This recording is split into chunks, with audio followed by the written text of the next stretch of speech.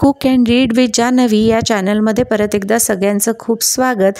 आज तुम्हाला दिसतंच आहे की मी एक थालीपीठाची रेसिपी घेऊन आली आहे, परंतु हे थालीपीठ नेहमीच्या थालीपीठापेक्षा वेगळं आहे, कारण हे आहे भाताचं थालीपीठ। तर याच्यामध्ये आपण प्रामुख्याने शिजवलेला भात वापरणार आहोत, काही भाज्यांचा वापर करणार आहोत आणि थोडंसं गव्हाचं पीठ आणि त्याच्याही पेक्षा कमी डाळीचं पीठ वापरणार आहोत। एवढ्या पदार्थांनी हे अतिशय टेस्टी थालीपीठ तयार होतं, जे की खूपच खुसखुशीत लागतं आणि करायला सुद्धा हे खूप सोपं आहे। यात प्रामुख्याने आपण भात वापरणार आहोत, तर इथे मी शिजवलेला भात घेतलेला आहे। त्यानंतर भाज्यांमध्ये आपण एक बटाटा, थोडेसे उकडलेले मटार, एक गाजर, एक शिमला मिरची, एक कांदा, एक साधी मिरची आणि कोथिंबीर यांचा वापर करणार आहोत।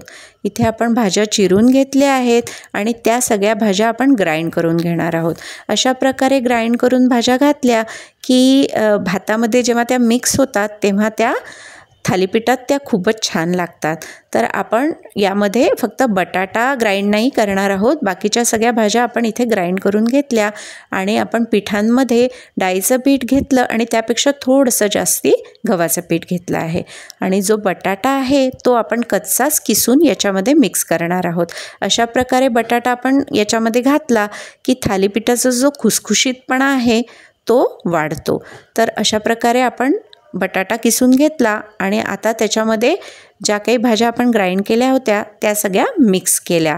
त्यानंतर त्याच्यामध्ये घालून घेतली कोथिंबीर घातल्यानंतर आपण डाळीचं पीठ घातलं, गव्हाचं पीठ घातलं, बेसिक मसाले घातले आहे, त्यामध्ये हळद, तिखट, धने जिरे पूड हे घालून घेतलं, हिंग घातला, थोडा मीठ घालून घेतलं आणि भरपूर प्रमाणामध्ये तीळ घातले आणि ओवासुद्धा घातला।